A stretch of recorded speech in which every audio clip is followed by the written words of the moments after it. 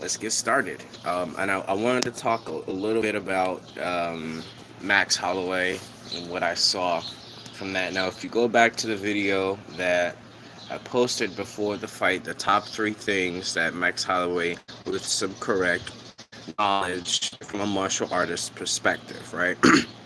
And I think it's really important if you can find a way to go back and watch the fight. And I'm sure there's a stream thing that you can go watch back on Google somewhere. Listen to the commentary, right? How many times did you hear DC or Joe Rogan? Even though these guys are fighters, and Joe Rogan is an actual martial artist, they didn't really speak about this point that I'm going to bring up and the point afterwards. And the major point is uh, what's up with Max Holloway's coaching? What's up with his trainers, right? How do you see it's a clear indication that he's not hurting people? Well, not hurting people, but he didn't hurt Volkanovski, and because of that, he wasn't able to put any pressure on him going forward. It's one thing to put pressure on a fighter and go forward, right? It's another thing to not be able to hurt him and you're getting tagged while you're coming forward, right? And what kind of training is this guy doing to where there, from an attribute and a physical standpoint, there isn't any improvement? If anything, it's a plateau, right? Max Holloway is going to have to start all over again. He's going to have to get some new trainers. He's going to have to get a new conditioning coach because in real martial arts, before you get even a green belt and a really good martial arts system, you got to be able to throw all the techniques at different angles, right? You got to and not only throw the techniques, but have power in all the different angles, going forward, coming back, side to side. For some reason, Max Holloway, it's only shown. I don't know if he can or cannot do it, but he's only shown that he's able to only express his power going forward. And it's the same thing that happened with Anthony Pettis, right? Uh, these guys can only express one way going forward, and just like you know, uh, Pettis, Max Holloway is gonna have to go back to the basics. He's gonna have to practice some stances because when you practice your stances, right? This is from a traditional martial artist perspective, right? Practice your stances. You train your hip and lumbo complex to be able to rebound and to be stable because you don't know if a person is going to come forward, back, side to side when you decide to kick or punch. We'll start from kicking. Uh, when you throw up that leg to chamber to kick, right? You don't know where he's going to be at when you let loose of that kick. So got to be able to train to be able to do that. And Max Holloway didn't use any of his length and reach. Why? Why are you limiting yourself to prove a point? What point are you trying to prove, man? It didn't work. This isn't boxing, bro. This is martial arts. And it cost you. It cost you 3 fights because you couldn't humble yourself and train the right way and to fight the right way. What are these coaches telling him or not telling him? It's either the coaches or it's him getting in his own way.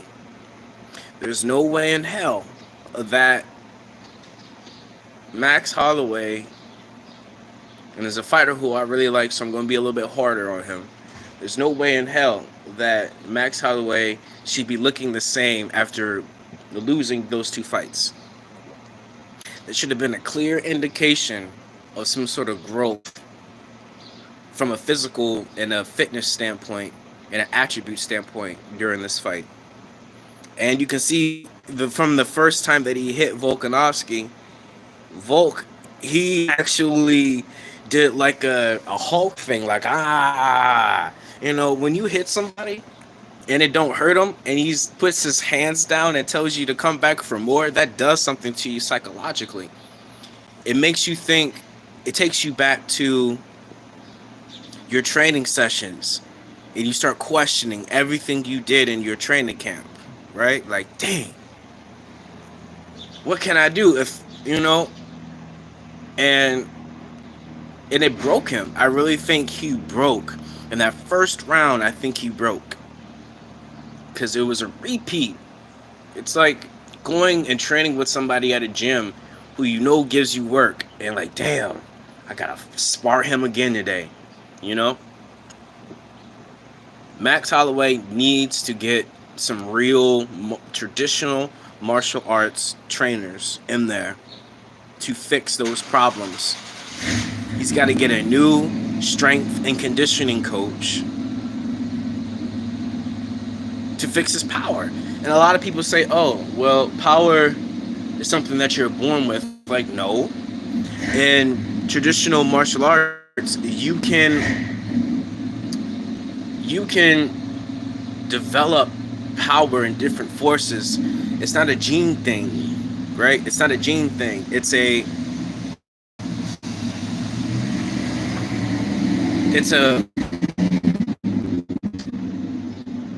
system thing. You build up progressively in a traditional system to where you can express power in different forces. All right? Like, look at it in Shaolin, you have the Fa Jing, and then in Tai Chi you have the Peng, and then the Song and all that. You develop those through the exercises and the drills. You can't develop that by just hitting the punching bag. You can't develop that just by hitting mitts and shadow boxing. Right?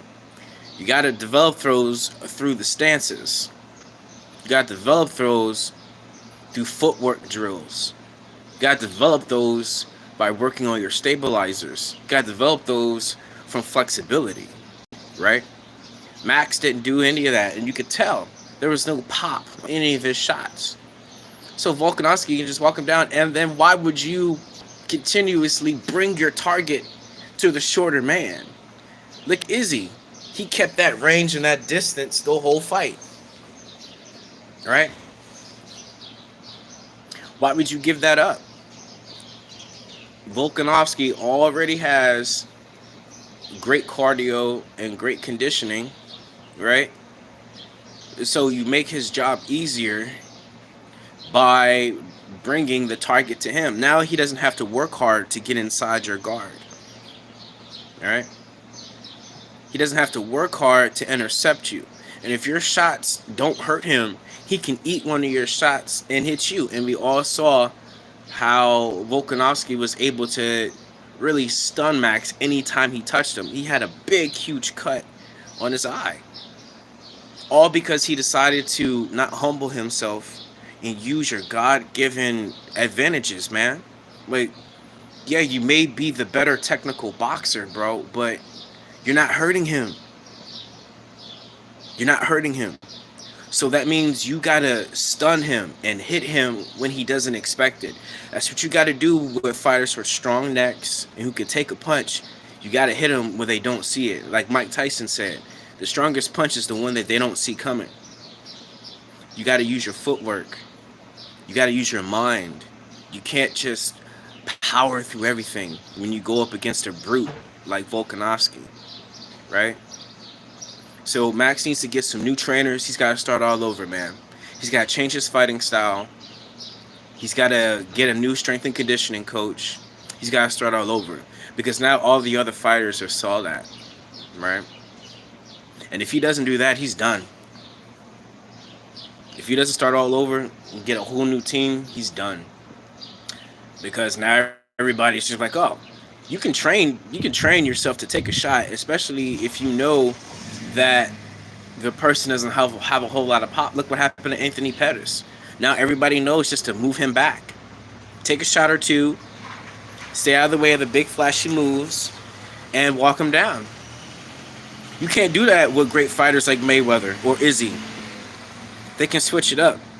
So, hit that like and subscribe. Coming in through the door, and we'll have more in store. And this is from a traditional martial arts perspective. And I'll see you on the next one. Let me talk about.